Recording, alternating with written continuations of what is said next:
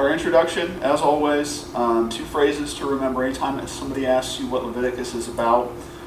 One, be holy as I am holy. And we're actually going to read that verse this week. And then, holiness always looks strange from the outside. It always denotes separation or difference.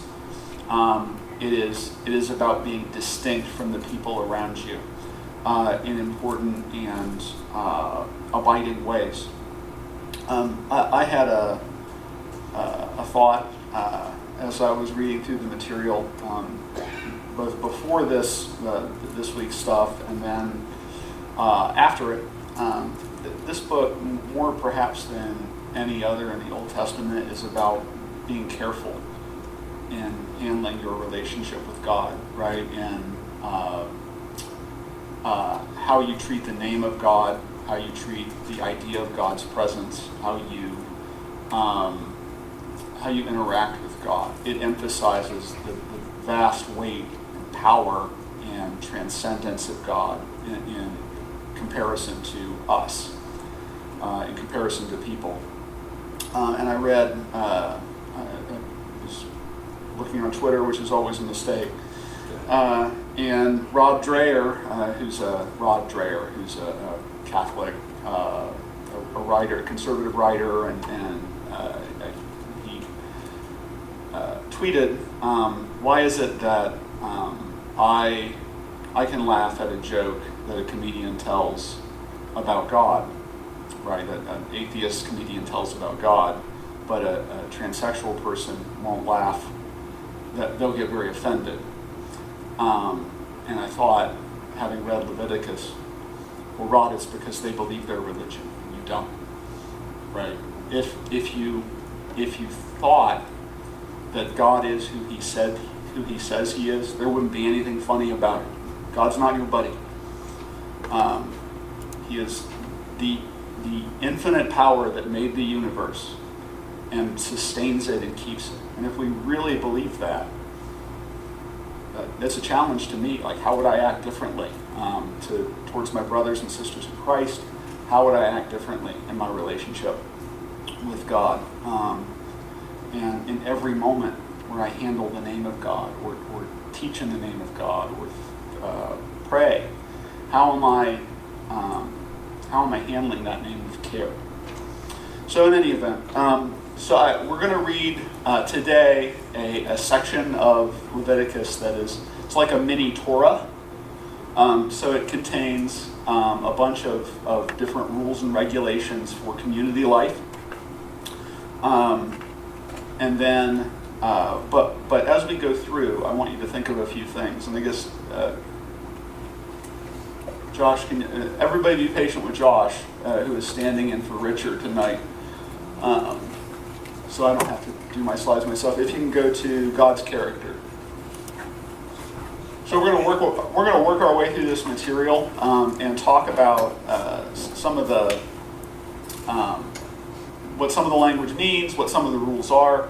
But as we go through, I want you to think, what does this say about God's character? Because in Leviticus, right, and I've said this before, we can't just read Leviticus and say we should do this. Because God's speaking to a specific people at a specific time in a specific place with a specific purpose. He's preparing them to be His family, right? He's saying, I'm going to come and live among you. You have a great destiny. You're going to number like the stars, right? You'll be like the stars, He said to Abraham. Your family will. And so if that's true, and they're going to be His people, then they need to live in certain ways so that they understand who He is, right? And we know, having the benefit of hindsight and the rest of the Bible, that the special destiny, one part of it at least, is to produce the Messiah, right? The deliverer of all the world, who then brings all of us into God's family. So just a few different thoughts here. One, the Levitical system, everything we've been reading about these sacrifices, and then the Holiness Code we're going to read this week, it emphasizes order and what Honda, my employer, calls sustainability. Right? Sustainability is the idea that you ever have something you're doing, you think, I can't keep doing this forever. Right? That's a way of saying this just isn't sustainable. Like I'm not able to work 18 hours a day, or I'm not able to not only eat at 4 in the morning. Right? It's not sustainable. So, and in the business world, it means things like, are we getting our parts from people who don't use slaves? Are we, are we, a bunch of different things like that. Are we working with suppliers that we trust and we know that they keep our information safe? That a whole bevy of things that make a relationship with somebody sustainable. And that stuck out at me as a concern of Leviticus, right? Is that God wants to have this sustainable, long-term, eternal relationship with his people. Second, it emphasizes the difference between the Israelites and other cultures. Leviticus doesn't exist in a vacuum, right? Which is why so many of the practices in it that we find strange are actually a commentary or a command to not be like the people around you.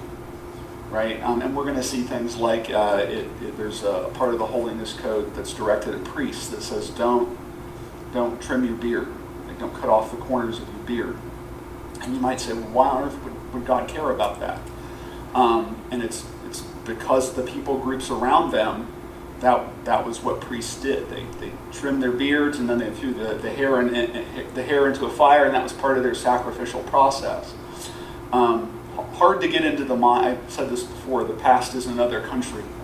It's hard to get into the minds of the ancient Israelites and other ancient Near Eastern groups and understand what they thought. But if it grew, to them it signified life, and all of your life belongs to God, especially as a priest. So you keep growing your beard. You need to look like ZZ Top at the end of your life.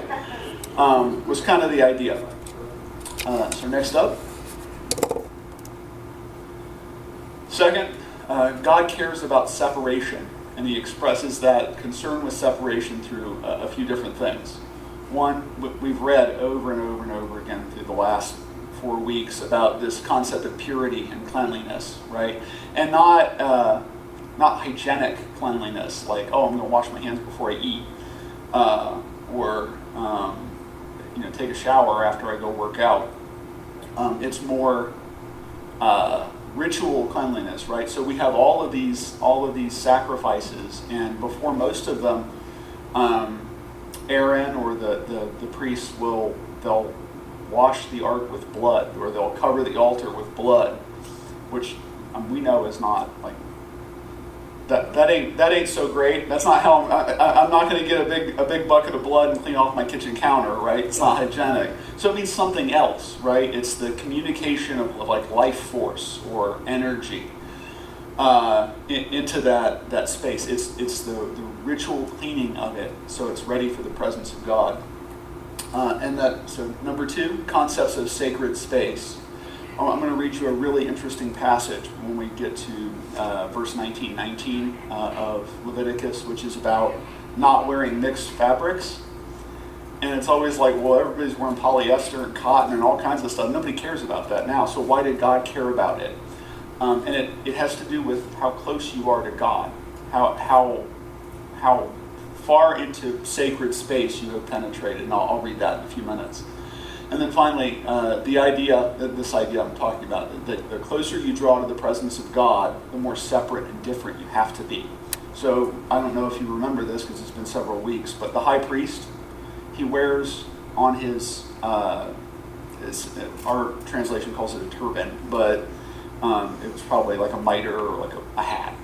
And he's got a plate on there that says, holy, dedicated to Yahweh, right? He was literally bearing God's name.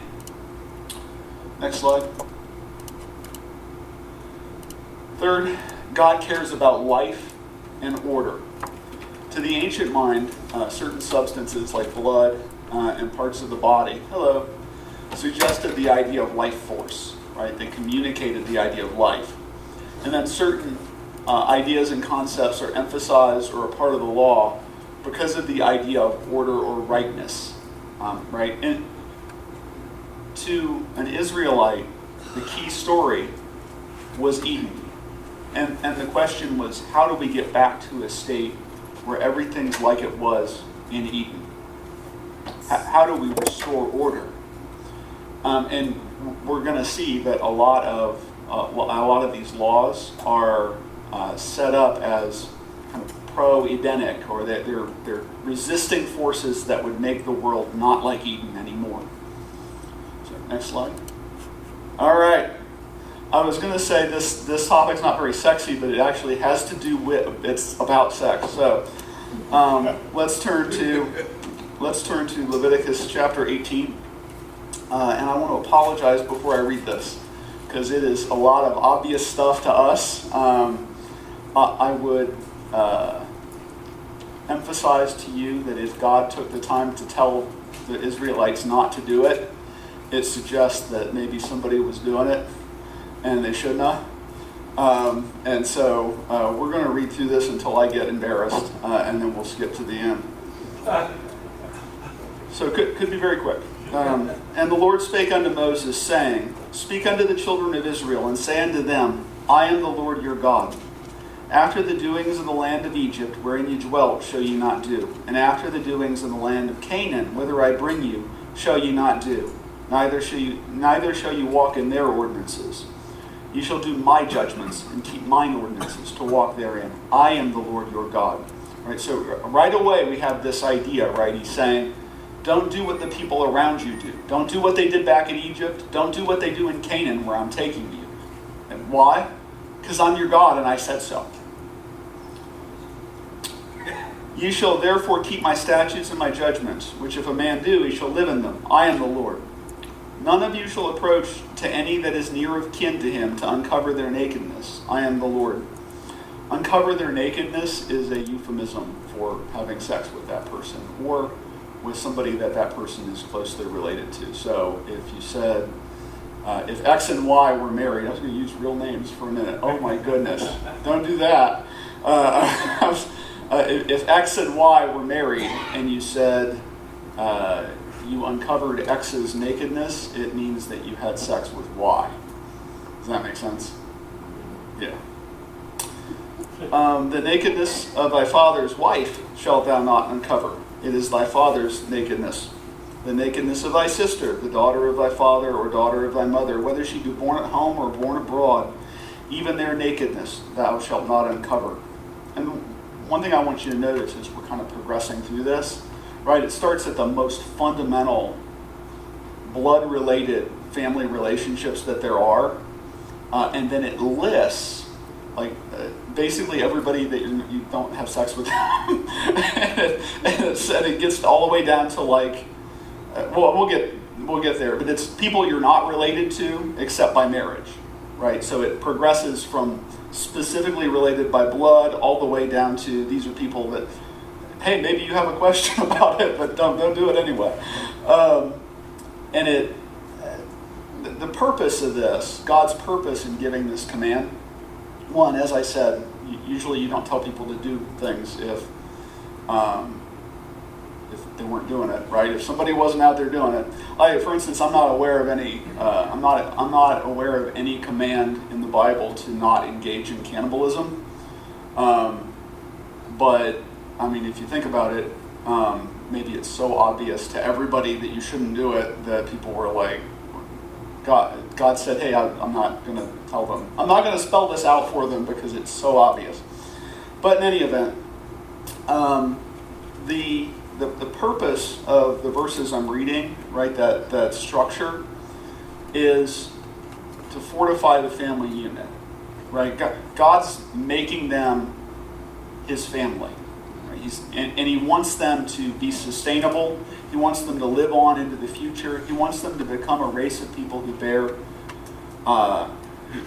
witness of him, a kingdom of priests, but also who produce Jesus Christ. And if you think about any of the sexual relationships that we've been reading about here, they'd cause a big problem in a family, right? You have these clan groups that are isolated in small places all over Israel. They're going to disperse. There are a couple big cities, but mostly it's people who live, maybe you live out in the country with just your immediate family. And if all of this starts, I mean, we know also, right, that there are genetic problems and all kinds of other things, but just from a social cohesion or social, like the social glue that holds together Israelite society would start to disintegrate if these relationships started to become the norm. So I got embarrassed, so let's go ahead and skip down to verse 20. Oh, no, verse 18. Neither shalt thou take a wife to her sister to vex her, to uncover her nakedness beside the other in her lifetime. So if you must marry two sisters, wait until one of them's dead, is the advice. Moreover, thou shalt not lie carnally with thy neighbor's wife, to defile thyself with her. That seems like an obvious one also. Right, and we're getting, your neighbor's not even related to you, probably, by definition. In this, it doesn't say your neighbor's your uncle or whatever. So we've gone all the way from mother and father all the way down to neighbor, and all of those are prohibited, right, for the purpose of creating a family that doesn't have strife within it. Those are what I'm going to call, because the scholars call them natural relationships. And then if we look at verse 21, it starts to describe unnatural relationships. And it says, "And thou shalt not let any of thy seed pass through the fire to Molech, neither shalt thou profane the name of thy God. I am the Lord." You say, well, what does that have to do with the sexual ethics that came before it? Well, in the Canaanite religion, there were basically two gods, Molech and Chemosh, both of whom demanded human sacrifice. And we don't know this, but because of where it's placed, it seems like that probably had a sexual component as well. So, gross, I know, but this is all part of not being like the people around you. "Neither shalt thou lie with any beast to defile thyself therewith." 24, "Defile not ye yourselves in any of these things, for in all these the nations are defiled, which I cast out before you. And the land is defiled, therefore I do visit the iniquity thereof upon it, and the land itself vomiteth out her inhabitants." Right? He says, don't do any of these things, because the reason I'm bringing you into the land to kick these people out is because they did them. Don't be like them. And then he says, if you do it, I'll get rid of you too. Right? That's the end of the chapter. All right. So let's. Oh, and there are actually two concepts. I don't know. Under the sexual ethics piece, if you could show those real quick. Gosh, I'm sorry. There we go. So the two words under A and B are Hebrew. They're transliterated, obviously, but sheer means close relations. It's that set of 6 or 8 people that are described in the section we just read, and we know that they were important, or that characterization of them was important, because if we were to go forward to Leviticus 21, we would see that a priest is forbidden from touching anything dead, but those 6 or 8 people he can touch, and he won't be defiled because they're his closest relatives. Right? So that family group is so important. And then erma, it just means prohibited activity. It means don't do it. So it's a command or a prohibition against doing something. And then I said all of these, obviously, they align with God's nature, which is to emphasize order and sustainability and the fact that these people are in his family. So let's go to chapter 19. And I've only got sections here, but I may read the whole thing. And the Lord spake unto Moses, saying, Speak unto all the congregation of the children of Israel, and say unto them, Ye shall be holy, for I, the Lord your God, am holy. Ye shall fear every man his mother and his father, and keep my Sabbaths. I am the Lord your God. There's a reason that command is first. It's because the organizing unit of civilization, especially Israelite civilization, is the family, right? If you can move people to a state where they don't respect mother and father, and they break down they break down the family, you have succeeded at breaking down the social order. You shall fear every man his mother and his father, and keep my Sabbaths. I am the Lord your God. Turn ye not unto idols, nor make to yourselves molten gods. I am the Lord your God. And if you offer a sacrifice of peace offerings unto the Lord, you shall offer it at your own will. And Josh, let's go down to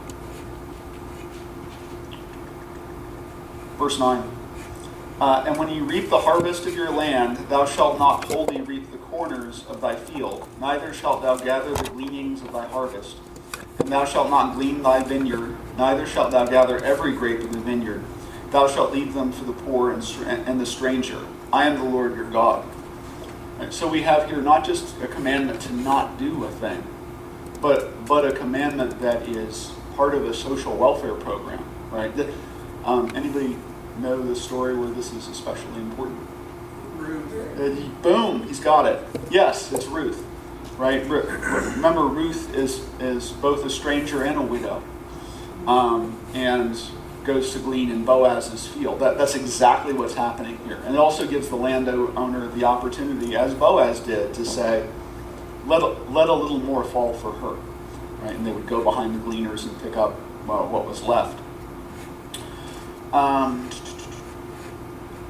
You shall not steal, neither deal falsely, neither lie one to another. And you shall not swear by my name falsely, neither shalt thou profane the name of thy God. I am the Lord. And notice there, it doesn't say not to swear by his name. It says, and I don't mean like a cuss word. I mean swearing an oath. It doesn't say not to do it. It says don't do it falsely.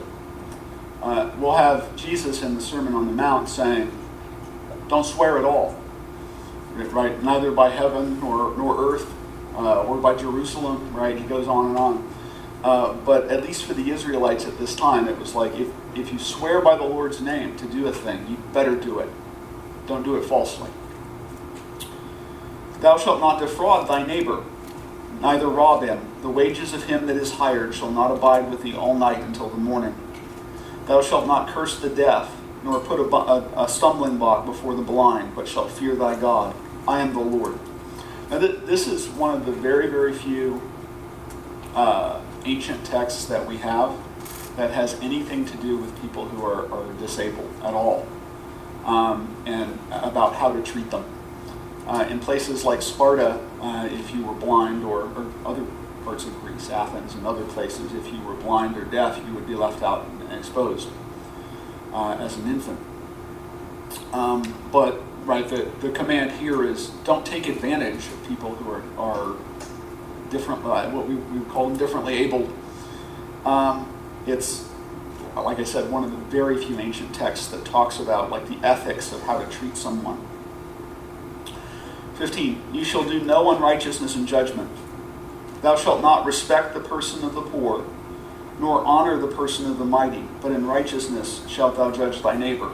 Notice what it says there. Our preconception or our bias is to favor the poor, right? If they're in a court setting, to say, well, this poor person probably can't even afford a lawyer. They've got a public defender defending them, or they're representing themselves.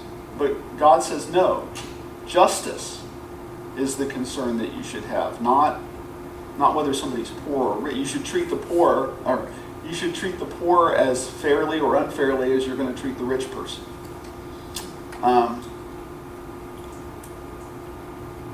16, thou shalt not go up and down as a talebearer among thy people, neither shalt thou stand against the blood of thy neighbor. I am the Lord. Thou shalt not hate thy brother in thine heart. Thou shalt in any wise rebuke thy neighbor, and not suffer sin upon him. Thou shalt not avenge, nor bear any grudge against the children of thy people, but thou shalt love thy neighbor as thyself. I am the Lord. Okay, and here's the really weird section everybody always has a question about. Thou shalt not let thy cattle gender with a diverse kind. Don't let your cattle don't let your cattle mate with anything that is not cattle. Seems easy enough. They don't. I doubt they're interested. And then he goes on. Thou shalt not sow thy field with mingled seed. Neither shall a garment mingled of linen and woolen come upon thee. Why? Anybody have any guesses about why that is? That's the answer that is I think is probably right and is given most often, right? Is that it's an example of the kind of separation that God expects. I read something though that I want to read to you guys that I thought was super interesting, and kind of it put a different spin on that concept to me that I had not heard before.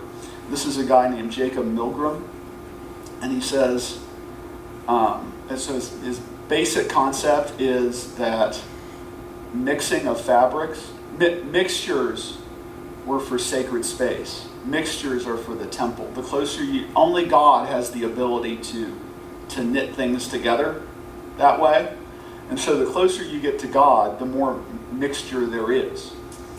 And I'll read this and you'll perhaps understand it a little more. He says, it is of utmost significance that the cherubim flanking the ark were mixtures. So everybody's got in their head Raiders of the Lost Ark right now, right? You've got the ark, and it's got the two angels with wings that are basically pretty lady angels, like we have on greeting cards and whatnot, and their wings are touching. Well, cherubim are, we have them, we have pictures of them from Assyria and from other ancient Near Eastern cultures, and they always look like sphinxes, right? So they're like men-headed lions with maybe wings on their backs, right? They look like a mixture of things. It says, it is of utmost significance that the cherubim flanking the ark were mixtures, and that's according to Ezekiel 1, 5 through 11, as were the divine guardians in Mesopotamia. This is the initial indication, which will be corroborated in the two following prohibitions, that mixtures belong to the divine realm, on which the human being, except for divinely consecrated persons, the priests, may not encroach. The most favored prohibition against mixtures is that of a violation of the order God brought into the world by separating species. That theory could explain the mating prohibition, but it has no relevance for the following two prohibitions about mixing seeds and clothing. As explained above, the most plausible explanation is that mixtures belong to the sacred sphere, namely the sanctuary, as do its officiants, the priests. Thus, the lower cover of the tabernacle and the curtain closing off that part of the sacred enclosure are a mixture of linen and wool, according to Exodus.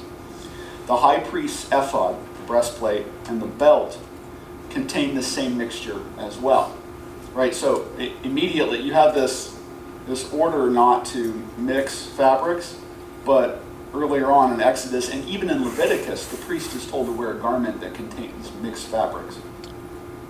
For the ordinary priest, this mixture is limited to his belt. So the high priest has an ephod and a belt that are mixed fabric. The priest only has a belt. And the Israelite is conceded this mixture by the insertion of a single blue thread of wool in his linen tassels, as recognized by the rabbis.